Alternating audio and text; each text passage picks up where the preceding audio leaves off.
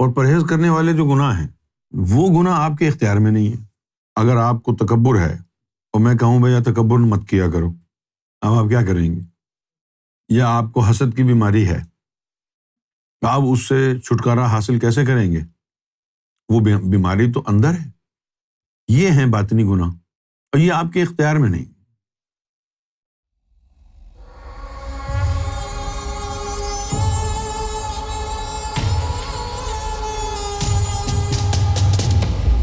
وعلیکم السلام۔ عرض ہے کہ کیا زیادہ گناہوں سے اللہ کا ذکر بند ہو جاتا ہے؟ اللہ کا ذکر ہو یا اللہ کا ذکر ہو، گناہوں کی وجہ سے بند نہیں ہوتا۔ جس طرح اللہ نے فرمایا ان اللہ علی کل شیء قدیر، اللہ کی ذات ہر شے پر قادر ہے، اسی طرح اس کا نام بھی ہر شے پر قادر ہے۔ تو گناہ کریں گے، نور اللہ کا بن رہا ہے یا اللہ کا بن رہا ہے، وہ گناہ کو جلا دے گا۔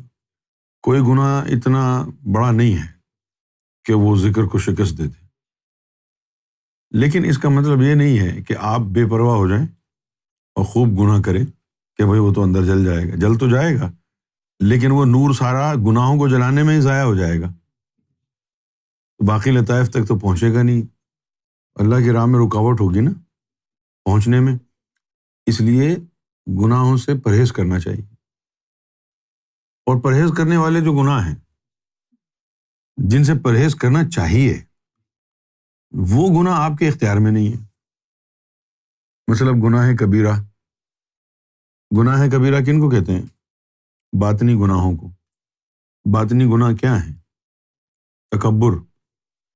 اگر آپ کو تکبر ہے اور میں کہوں بھیا تکبر مت کیا کرو، اب آپ کیا کریں گے؟ تکبر سے پرہیز کیسے کریں گے؟ وہ تو اندر ہے بیماری۔ یا آپ کو حسد کی بیماری ہے، آپ اس سے چھٹکارا حاصل کیسے کریں گے؟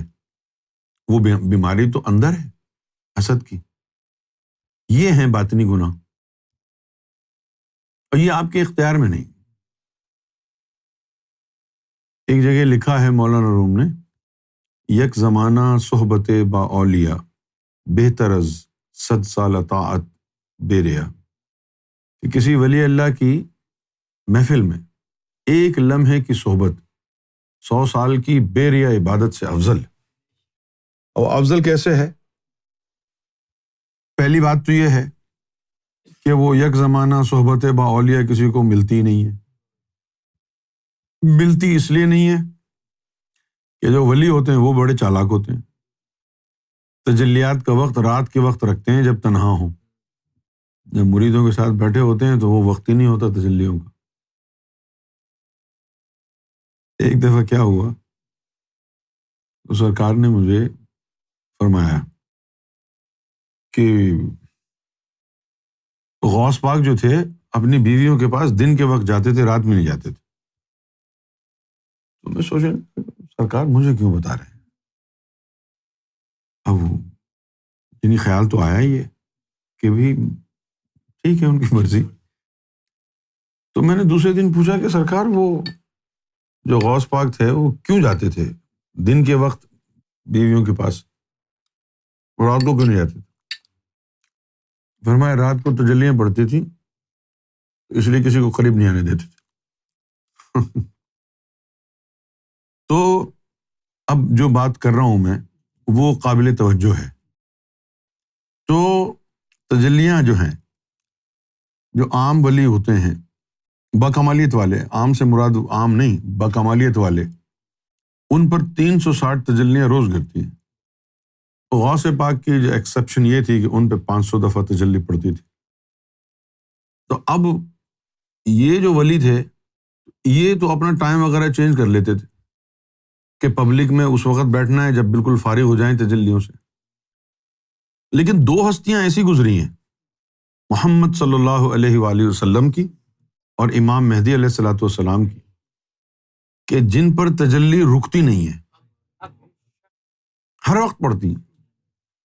یہی بنیادی وجہ تھی کہ جو نبی پاک صلی اللہ علیہ وآلہ وسلم کی صحبت میں بیٹھتے تھے اور مومن تھے، ان ان کے قلب میں، ان کی روح میں اللہ کا اسم، اللہ کا نور تھا، حضور سے محبت کرتے تھے، تو وہ روزانہ کی بنیاد پر تجلیات کی زد میں آتے تھے۔ حضور کے بعد اولیاء بھی آئے، فقراء بھی آئے، سلطان بھی آئے، لیکن تجلیاں تو 360 ہی تھی نا، ہر وقت تو کسی پر نہیں پڑی۔ تو اتنا خوش قسمت کوئی بھی کسی بھی دور میں مرید نہیں ہوا کہ جتنا خوش قسمت حضور صلی اللہ علیہ وسلم کے دور کا بندہ تھا۔ کیوں؟ کہ ان پر ہر وقت تجلی پڑتی تھی، اس تجلی کی وجہ سے ہی وہ اندر باہر سے پاک صاف ہو کے ولیوں سے بھی اعلیٰ مقام حاصل کر کے چلے گئے نا۔ اس لیے صحابہ کرام کا درجہ بڑھ گیا۔ کیسے بڑھ گیا؟ کوئی یہ نہیں کہ کوئی زیادہ تلاوت کرتے تھے، زیادہ روزے رکھتے تھے، یا زیادہ نمازیں پڑھتے تھے، بلکہ اس لیے بڑھ گیا کہ نبی پاک صلی اللہ علیہ وسلم کی صحبت میں، اور حضور صلی اللہ علیہ وسلم، اب عام آدمی بھی اپنے مرشد کی صحبت میں بیٹھتا ہے نا۔ تجلی تو ولی پر بھی پڑتی ہیں، لیکن اس پہ تو صرف 360 پڑتی ہیں نا، محمد رسول اللہ کے اوپر تو ہر وقت تجلی پڑتی تھی۔ اچھا، اب جو کامل حیات ہوتا ہے اس پر اس کے جسم پہ تجلی پڑتی ہے، کامل ممات کے مزار پہ تجلی پڑتی ہے، کامل ذات جو ہوتا ہے اس کے جسم پر بھی تجلی پڑتی ہے، اندر بھی پڑتی ہے، اور جب وہ مر جائے تو اس کی قبر پر بھی تجلی پڑتی ہے۔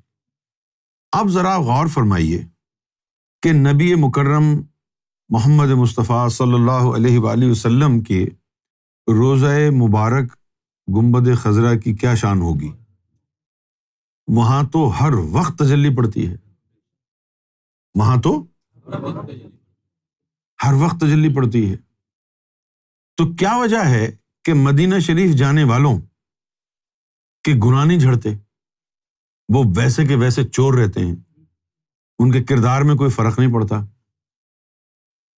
اس کی وجہ کیا ہے؟ آپ نے صرف تجلیوں کا سنا ہے، آپ نے لعنت برستی ہے یہ نہیں سنا۔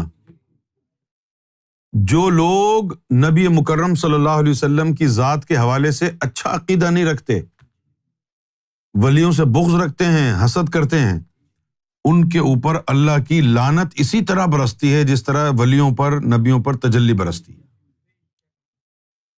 اچھا، آج تو آپ کو یہ باتیں پتہ چل رہی ہیں، ہو سکتا ہے اللہ کرے سمجھ میں بھی آئیں، لیکن یہ وہ باتیں ہیں کہ جن کا علم نہ ہونے کی وجہ سے ہمارے عالم اسلام میں گمراہی پھیلی ہے۔ ابھی تو میں لوگوں کو جب مجھ سے کوئی پوچھتا ہے کہ بھئی ہم دیوبندی کی مسجد میں نماز پڑھیں یا نہ پڑھیں، اہل حدیث کی مسجد میں نماز پڑھیں یا نہ پڑھیں، اب تو میں کہہ دیتا ہوں پڑھ لو، خیر ہے۔ لیکن ماضی میں ایسا تھا نہیں۔ جن مسجدوں میں اللہ کے رسول کی شان اور عظمت بیان نہ ہوتی ہو، جن مسجدوں میں مولا علی کی شان، آل رسول کی شان بیان نہ ہوتی ہو، ایسی جگہوں پر اللہ کی لعنت برستی۔ جہاں گستاخان رسول نماز پڑھتے ہوں ان کی نماز ہی نہیں ہے، اللہ اس کو نماز ہی نہیں سمجھتا۔ مسجد زرار کو مسمار کرنے کا حکم کیوں دیا گیا تھا؟ کیونکہ وہ گستاخ رسول تھے۔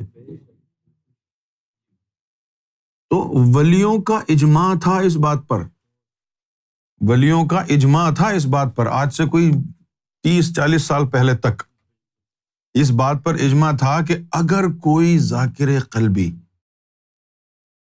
ان غیر مقلدین کی مسجد میں جا کے نماز پڑھ لی تو اس کا قلب بند ہو جائے گا۔ کیوں؟ کہ وہاں پر اللہ کی لعنت برس رہی۔ اور یہی حال لوگوں کا ہے۔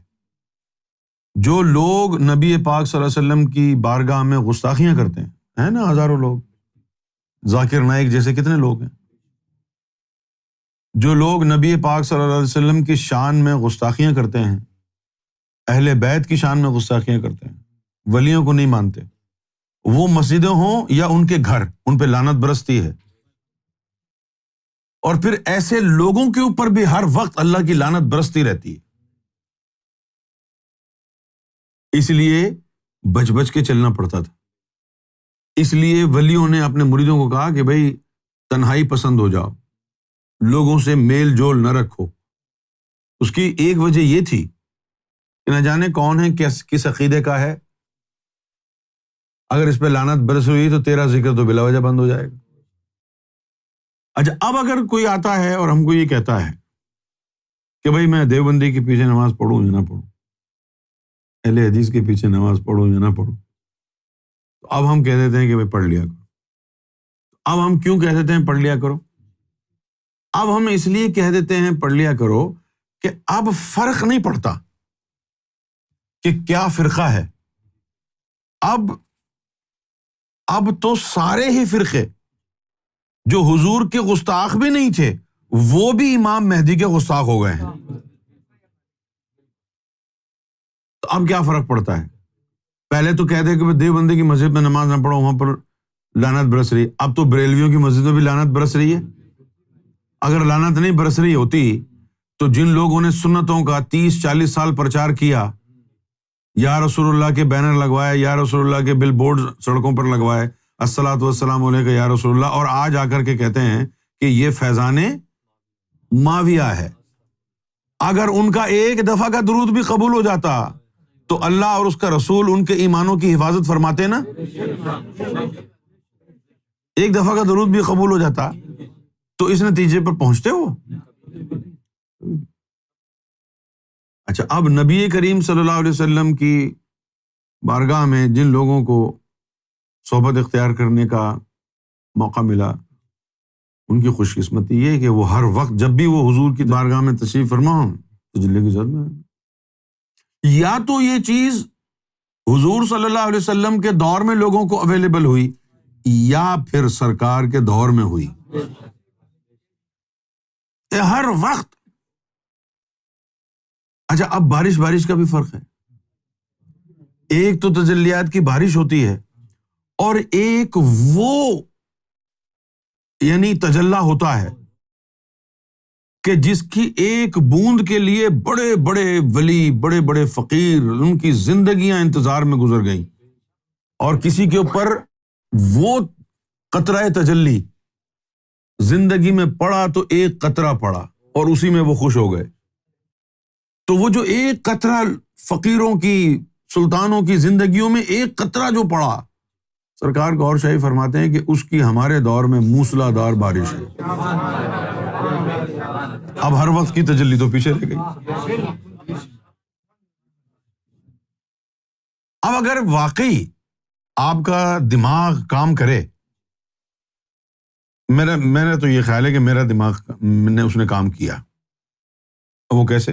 میں نے کیلکولیشن یہ کی کہ میں پوری جو ہے نا پورا زور لگا لوں عبادت کا تو میں کتنی عبادت کروں گا. کیا اتنی عبادت کر لوں گا کہ جو سرکار کی صحبت میں بیٹھ کر تجلیوں کی زد میں آ رہا ہوں اس کے برابر پہنچ جاؤں. تو پھر کہا یہ عبادت ادھر رکھ دو، ادھر جا کے بیٹھ جاؤ چپ کر کے. اب سرکار کی صحبت میں نہیں ہے تو سرکار کے نام کے ساتھ ہیں، یا گوہر یا گوہر یا گوہر یا گوہر یا گوہر.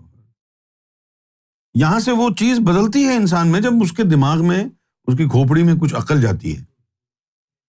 یک زمانہ صحبت با اولیاء بہتر 100 سال اطاعت بیریا. ولیوں کی ایک لمحے کی صحبت. اچھا، وہ صحبت میں ہوتا کیا ہے؟ مولانا صاحب نے تو لکھ دیا، مولانا رومی نے، کہ بھئی یک زمانہ صحبت با اولیاء. اب یہ سننے کے بعد لوگوں کا کیا یعنی عقیدہ بنے گا کہ بھائی کسی بھی وقت جا کے بیٹھ جاؤ، 5 منٹ بیٹھ کے آ گئے اور پھر ہو گیا ہوگا کام. وہ تو لکھ تو دیا انہوں نے، کوئی ایکسپلین بھی تو کرے کہ مولانا رومی کا مطلب کیا تھا. بھائی دیکھو، یعنی غور کرنے کی بات ہے. وہ جو تجلی ہر وقت پڑ رہی تھی حضور کے اوپر، اور مومن جو تھے اس تجلی کی زد میں آ کے وہ پاک صاف ہو گئے. وہ جو منافق آ کے بیٹھتے تھے، یہودی آ کے بیٹھتے تھے، ان کے اوپر نہیں پڑتی تھی وہ تجلی. تو ایسی صحبت جہاں ہر وقت اللہ کی تجلی پڑ رہی ہے، اس کی زد میں وہ باقی لوگ کیوں نہیں آئے؟ تو تجلی کی زد میں آنے کے لیے ضروری ہے کہ اس بندے پر لعنتیں نہ پڑ رہی ہوں اللہ کی۔ دیکھو ایک بات یاد رکھنا، یہ سرکار گوھر شاہی کا فرمان ہے۔ چند چیزیں ایسی ہوتی ہیں، گناہ کی خیر ہے، لیکن چند چیزیں ایسی ہوتی ہیں کہ وہ بھولے سے بھی نہ ہوں۔ سرکار گوھر شاہی کا فرمان ہے کہ فقیر اگر ایک نظر جلال سے دیکھ لے تو 40 سال تک بندے پر اس کا اثر رہتا ہے۔ اب وہ 40 سال کا جو اثر ہے وہ کیا ہے؟ اگر کسی نے فقیر میں سے کسی نے غصے سے ایک نظر دیکھ لیا، 40 سال تک اللہ کی رحمت وہاں آئے گی نہیں۔ 40 سال تک بڑے سے بڑا نبی اور ولی بھی آ جائے تیری بخشش نہیں کرا سکتا، اور ان 40 سالوں سے پہلے تو مر جائے گا تو اس کی نظروں کا قہر تیری قبر پر پڑے گا، اجاڑ دے گا۔ اب تم غور کرو، نہ جانے کس ولی نبی کی گستاخی کی ہو۔ آج دیکھ رہے ہیں آپ کے دور میں کیا ہو رہا ہے؟ وہ انجینئر مرزا جیسے بدبخت لوگ گستاخیاں اولیاء اکرام کی گستاخیاں کر رہے ہیں، اور لوگوں کو بھی گستاخ بنا رہے ہیں، اور لوگ اب گستاخی میں بے باک ہو رہے ہیں۔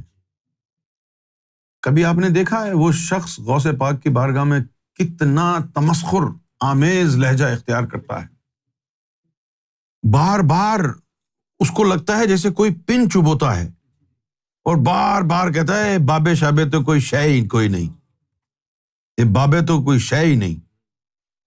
بار بار یہ جملہ بولتا ہے، وہ ولی تو بولتا ہی نہیں ہے، کہتا ہے بابے ہیں یہ بابوں نے دین کا بیڑا غرق کر دیا۔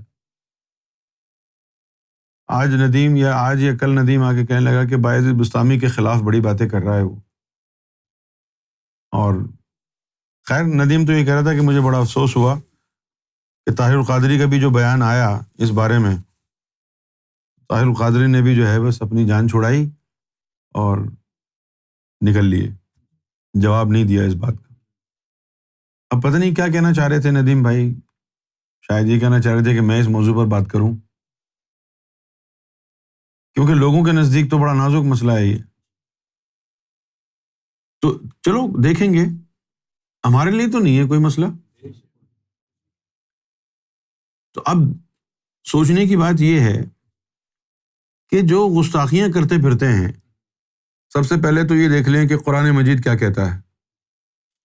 قرآن مجید کہتا ہے ان الذین یؤذون اللہ ورسولہ لعنہم اللہ فی الدنیا والآخرہ وأعد لہم عذاب عظیم، کہ جو اللہ اور اس کے رسول کو تکلیف پہنچاتے ہیں، اذیت پہنچاتے ہیں، دنیا اور آخرت میں اللہ کی ان پر لعنت۔ صحیح ہے؟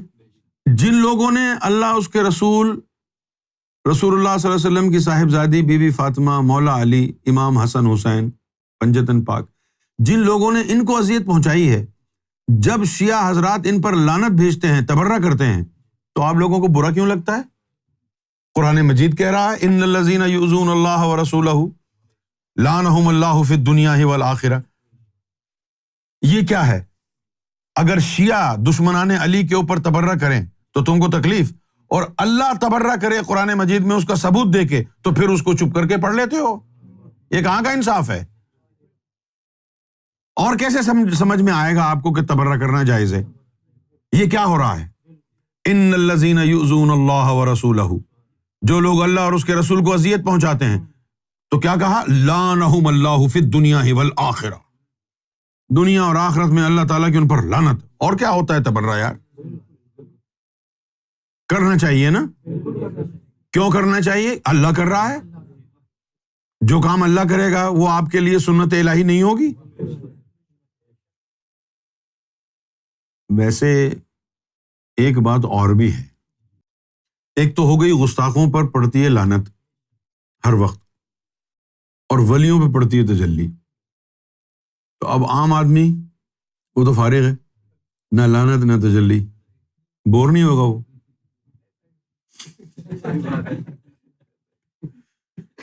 نہ لعنت نہ تجلی۔ تو اس کے بارے میں پھر یہ پتہ چلا کہ اللہ کی رحمت اور غضب دونوں ٹورنیڈو کی شکل میں اس دنیا میں گھومتے رہتے ہیں. جب hot air and cold air کا جو اسٹریم ہے وہ آپس میں مل جاتے ہیں, they start chasing each other, تو یوں گول گول گول جو ہے نا وہ ویرل پول اس وقت بنتا ہے جب ہاٹ ایئر کولڈ ایئر ایک دوسرے کو چیز کرتے ہیں. اچھا, ظاہر میں اس کی ایکسپلینیشن یہ ہے, لیکن باطنی ایکسپلینیشن سرکار نے کچھ اور فرمائی ہے. باطنی ایکسپلینیشن سرکار نے اس کی فرمائی یہ ہے کہ جب یہ یوں ہوا گول گول گھومتی ہے نا تو یہ جنات ہوتے ہیں, جنات ہوتے ہیں. اچھا, اب لوگوں کو تو جن نظر نہیں آئے گا نا, سائنٹسٹ کو. جن کیا ہے, آگ ہے تو ہاٹ ہو گیا نا. اب جنات یوں وہاں پر کھڑے ہوئے چکر لگا رہے ہیں تو وہ اس میں ہیٹ آئے گی نا, ٹھنڈے موسم کے اندر ٹھنڈی ہوا بھی چل رہی ہے, وہ اس کو چیز کرنا شروع کر دے گی. تو وہ جو ہاٹ ایئر جس کو کولڈ ایئر چیز کر رہی ہے وہ یعنی اس کا نہیں ہے اسٹریم کا, بلکہ وہ ہاٹ ایئر جنات ہیں. اب پتہ یہ چلا کہ جی وقتاً فوقتاً, فرام ٹائم ٹو ٹائم, اللہ تعالیٰ انسانوں کے اوپر مختلف باطنی بیماریاں بھی بھیجتا ہے, ان سے نقصان ہوتا ہے. آپ کہیں گے بھائی اللہ کو یہ کرنے کی, اللہ تو کسی کو نقصان نہیں پہنچائے گا. یہ جو اتنی بارشیں ہوئی ہیں یہ کس نے برسائی ہیں؟ اوپر سے بارش آئی, لینڈ سلائڈنگ ہو گئی. خاص طور پر جا کے دیکھیں جہلم سے آگے کا جو علاقہ ہے کتنا خطرناک علاقہ ہے وہ, کشمیر کا علاقہ, اور ادھر ادھر میرا خیال ہے کہ وہ پنڈی سے آگے چلے جائیں تو پہاڑ ہیں, بڑا خطرناک علاقہ ہے. اتنے موٹے موٹے اولے پڑتے ہیں, ان سے نقصان ہوتا ہے کہ نہیں ہوتا ہے؟ تو یہ کہاں سے آ رہا ہے؟ اللہ بھیج رہا ہے نا نیچے. جو نیچرل ڈیزاسٹرز ہوتے ہیں وہ کس کی مرضی سے ہوتے ہیں؟ اللہ کی مرضی سے ہوتے ہیں نا. تو ظاہر کے اندر اولے پڑ رہے ہیں, ٹورنشل رین آ رہی ہے, نقصان پہنچا رہی ہے. اسی طرح باطن میں بھی تو کوئی چیز اوپر سے نیچے پھینکتا ہوگا, وہ ہیں باطنی بیماریاں. باطنی بیماریاں اوپر سے پھینکتا ہے. جیسے سرکار نے فرمایا کہ ایک دفعہ آپ کا کہیں سے گزر ہوا تو آپ نے دیکھا کہ ملائکہ اس بستی کے اوپر وہم کی بیماری کے کیڑے پھینک رہے تھے, وہم کی بیماری کے کیڑے پھینک رہے تھے. اس کے بعد پوری کی پوری بستی وہم کی بیماری میں مبتلا ہو گئی. میں نے کوٹری میں اکثر ایک شخص کو دیکھا, خاص طور پر وہ جو وضو خانہ تھا نا, تو وہاں میں دیکھا وضو کرنے کے لیے جب بیٹھتا تو میں دیکھا برابر میں ایک آدمی بیٹھا ہوا ہے اور یوں کر رہا ہے بسم اللہ بسم اللہ بسم اللہ. وہ بسم اللہ اس سے کمپلیٹ نہیں ہو رہا, 1-1.5 گھنٹہ لگ جاتا. بسم بسم. ابے میں نے بولا یہ کون ہے یار, مجھے تو نہیں پتا تھا کہ اس کو کوئی پریشانی ہے. تو معلوم ہوا کہ وہ جو بندہ ہے وہم کی بیماری میں مبتلا تھا. میں نے اور بھی بہت دیکھے, جیسے کہ ابھی کوئی جو ہے نا وہ, جیسے کچھ عورتیں ہوتی ہیں, وہ ہوتی ہیں ظاہری طور پر ہم ان کو کہتے ہیں کلین فریک. جیسے کوئی چیز ہلکی سی بھی فلور پر گری فوراً, ہاں بھائی ادھر ویکیوم کلینر لے کے آؤ, پھر تھوڑی دیر بعد بچے نے کچھ آگے گرا دیا, پھر وہ پاگل ہو جاتی. یہ بیماری ہے. اچھا, آپ کو تو نظر آتا نہیں ہے نا, اس لیے آپ سمجھتے ہیں نہیں یار وہ صفائی کی بیماری ہے. وہ صفائی کی بیماری نہیں ہے, وہ واقعی وہم کی بیماری ہے. بہت سے لوگ وہم کی بیماری میں مبتلا ہیں. کوئی ایسا ہے جس کے پاس پیسہ بھی ہے, سب کچھ ہے, لیکن اس کا جی بھی چاہتا ہے بزنس کرے, لیکن اس کو وہم کی بیماری ہے, اگر میں نے بزنس شروع کیا مجھے نقصان ہو جائے گا, کرتا ہی نہیں. تو سرکار کی بارگاہ میں عرض کیا کہ سرکار مختلف قسم کی بیماریاں اوپر سے آ رہی ہیں, پھر اللہ تعالیٰ کا غضب بھی نیچے گھوم رہا ہے, لوگوں کو اپنی لپیٹے میں لے لیتا ہے. جس طرح آپ اردو میں ایک لفظ استعمال کرتے ہیں ناگہانی موت. ناگہانی موت کسے کہتے ہیں؟ ناگہانی موت اسے کہتے ہیں کہ موقع محل نہیں تھا, پتہ نہیں کیوں چلا گیا, ہے نا, موقع محل نہیں تھا چلا گیا, اس کو ناگہانی موت ہوتی ہی وہی ہے کہ بس جو اللہ کا غضب گھوم رہا ہے دنیا میں وہ اس کی زد میں آ گئے. تو پھر مسکرائے سرکار اور فرمایا کہ اس سے بچنے کا ایک طریقہ بھی ہے. وہ طریقہ کیا ہے؟ وہ طریقہ ہے، قرآن مجید میں آیا کہ جن گھروں میں اللہ کا ذکر ہوتا ہے اور جن انسانوں کے دلوں میں اللہ کا ذکر ہوتا ہے وہاں اللہ کی رحمت برستی ہے. تو جب تو ذاکر قلبی بن جائے گا پھر ان تمام سے محفوظ ہو جائے گا. اچھا، جس طرح لوگوں میں یہ بحث چھڑی رہتی ہے، کبھی تو وہ وقت کو منحوس کہہ دیتے ہیں، کبھی کسی شخص کو منحوس سمجھتے ہیں، اور لوگ کہتے ہیں یہ ایسے ہی بکواس بات ہے. بکواس بات نہیں ہے وہ. یہ جو میں نے بھی بتایا نا کہ اللہ کی رحمت بھی چکر لگاتی ہے دنیا کا اور اللہ کا غضب بھی چکر لگاتا ہے. اگر تو ذاکر قلبی ہے تو اللہ کا غضب اللہ کے نور کو دیکھ کے پیچھے ہٹ جائے گا اور تو محفوظ رہے گا. اور تو ذاکر قلبی نہیں ہے تو بس تیرا کام ہو گیا، اس کی لپیٹ میں آ گیا تو گیا. جس طرح آپ پاکستان ہے، یہاں صرف اللہ کا غضب گھومتا ہے، جو لپیٹے میں آ جاتا ہے 10 آدمیوں کو کھا جاتا ہے. کیوں؟ اللہ کا غضب اور اللہ کا عذاب کیوں ہے؟ کیونکہ ہماری قوم امام مہدی گوھر شاہی کی گستاخ بن گئی. جو پاکستان کے حالات آج ہیں وہ پہلے کبھی نہیں تھے. آج تو وہاں کا عالم یہ ہے کہ کسی کے اندر احساس نہیں ہے زندگی کا، زومبی بن کر جی رہے ہیں، زومبی بن کر جی رہے ہیں. آپ کے پڑوس میں فائرنگ ہو گئی، 10 آدمی مر گئے اور آپ کو پرواہ نہیں ہے، حالانکہ آپ کو پتا ہے فائرنگ ہو رہی ہے. ابے جانے دو، ہمارے گھر تک بات آئے گی تو دیکھیں گے. اس بات نے لوگوں کو زومبی بنا دیا. گھوم رہی ہے، اللہ کا غضب گھوم رہا ہے، گردش کر رہا ہے. اس سے بچاؤ کا ایک ہی طریقہ ہے کہ انسان ذاکر قلبی بن جائے. اب وہ ذاکر قلبی بننا آپ کے مقدر میں ہے یا نہیں ہے تبھی پتہ چلے گا نا جب ذکر حاصل کرو گے، اذن حاصل کرو گے. لیکن دیکھا یہ گیا ہے کہ سرکار گوھر شاہی اس بات پر اتنا نواز دے رہے ہیں کہ یہ بندہ آیا اور اس نے اذن ذکر قلب کی تلاش کی تو اس کے اندر طلب ہو گئی، لہٰذا نواز دو، مقدر میں ہو یا نہ ہو. یہ اتنا بڑا کرم ہوگا. اچھا بھائی، اب وہ لعنت کی ضد کیا کرتی ہے؟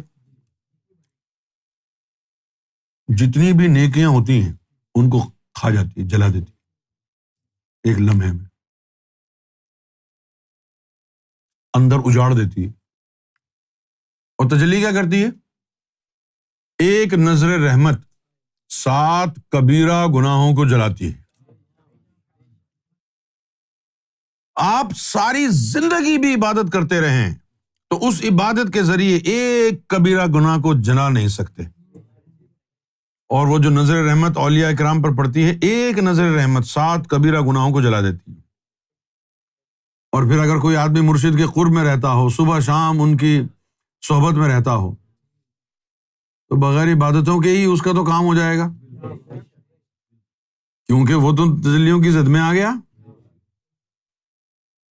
اس لیے مولانا روم نے کہا تھا یک زمانہ صحبت با اولیاء، کہ ایک لمحے کی جو صحبت جس میں تجلی کی زد میں آیا وہ ایک لمحہ 100 سال کی بیریہ عبادت سے افضل کیوں ہوا کہ 100 سال کی بیریہ عبادت ایک باطنی گناہ نہیں جلا سکتی. اور وہ ایک لمحہ جس میں تو ولی کی صحبت میں بیٹھا، اس میں جو ہے وہ 7 کبیرہ گناہ جلا دیے اس نے. اس لیے ولی کی صحبت افضل ہے عبادتوں سے. تو گناہوں کا تو مسئلہ نہیں ہے. اللہ تعالیٰ نے بھی فرمایا کہ کبیرہ گناہوں سے اجتناب برتو، جو صغیرہ گناہ تو ہم ایسے ہی معاف کر دیں گے. اب کبیرہ گناہ جو ہے وہ کہاں سے معاف کرائیں؟ کبیرہ گناہ تو معاف ہی نہیں ہوتے. اجتناب کیسے برتے ہیں جب اندر بیٹھے ہوئے ہیں؟ ان سے اجتناب برتنے کا مطلب کیا ہے؟ روحانیت اختیار کرو، تصفیہ قلب اور تزکیۃ النفس یہ اختیار کرو. یہ 2 نقاط ہیں، نفس کو پاک کرنے کا عمل اور قلب کو زندہ کرنے کا عمل. ان 2 عملوں کی وجہ سے تم گناہ کبیرہ سے محفوظ رہ سکو گے، ورنہ کوئی راستہ نہیں. اس لیے مرشد کی صحبت افضل ہے تمام عبادات سے. اور جو بدبخت حضور کی صحبت میں بیٹھنے کے باوجود منافق رہ گئے، اب آپ دیکھو پھر کون سی ایسی چیز ہوگی جو ان کے اوپر فضل ہو سکی. تو اس کا لیسن یہ ہے، گناہ کی خیر ہے، جہاں سے یہ تجلیاں آ رہی ہیں اور تمہارے گناہ کبیرہ کو جلا رہی ہیں، اس در سے وابستہ رہو، وہاں بدگمانی نہ ہو. نہ چھڑ در مرشدہ پاویں 100 واری درکارے، جنہاں نے چھڑیا در مرشدہ او عشق دی بازی ہارے. خیر پھر جن کے دلوں میں نور آ جاتا ہے وہ مرشد کو کہاں چھوڑتے ہیں. یہ تو میاں محمد بخش کا کلام ہے، جن کامل شریعت تھے وہ، ان کے اوپر تو یہ لاگو ہوتا ہے. لیکن طریقت والوں کے اوپر یہ لاگو اس لیے نہیں ہوتا کہ طریقت والے جو مرید ہوتے ہیں ان کا تو کوئی اور در ہی نہیں رہتا، نہ مکہ نہ مدینہ، وہ تو مرشد کے قدموں کو ہی سب کچھ سمجھتے ہیں. ان کا دل ان کو وہاں سے جانے دیتا ہی نہیں ہے. کیوں؟ ان کے لیے تو سب کچھ وہی ہو جاتا ہے. کچھ ایسا راستہ بتائیں کہ میرا نفس پیچھا نہیں چھوڑا. ارے بھائی نفس پیسے پیچھا چھوڑے گا؟ ایسے تھوڑی پیچھا چھوڑ دے گا نفس. اتنا موذی جانور ہے نفس، ہر نبی نے اس کے شر سے پناہ مانگی. بتاؤ یار کوئی ایسی چیز جس سے نبی جس سے تنگ آیا ہوا ہے اور وہ اللہ سے دعا مانگ رہا ہے کہ مجھے نفس کے شر سے بچا، تو عام آدمی اپنے گھر پہ بیٹھ کر جو ہے وہ تشریف سیکھتا رہے اور کہے نفس سے پیچھے چھڑانا ہے. اب ایسے چھڑائے گا نفس سے پیچھے؟ اس کے لیے تو بڑی ذلت اور رسوائی برداشت کرنی پڑتی ہے، ملامتوں سے گزرنا پڑتا ہے. نفس کو بھائی پیٹ کو بھوکا رکھنا تو آسان ہے، نفس کو برائیوں سے بھوکا رکھنا کر کے دکھا. نفس کو برائیوں سے بھوکا رکھ کے دکھا، کیونکہ ولی یہی کام کرتے ہیں، وہ اپنے نفس کو برائیوں سے بھوکا رکھ کے دکھاتے ہیں، ساری زندگی اس کو بھوکا رکھتے. کردار کے گناہ، سب سے بڑی کہانی بس یہی ہے کہ بندہ اللہ کے رسول کا گستاخ نہ ہو، اونچی نیچی بات نہ کرے، ولیوں کے خلاف نہ بولے، فقراء کے خلاف نہ بولے، کیونکہ شیطان سے بچانے والے یہی ہیں. اگر ان کی مدد نہ ہوئی تو تیری عبادتیں ایک دن شیطان ضائع کرا ہی دے گا.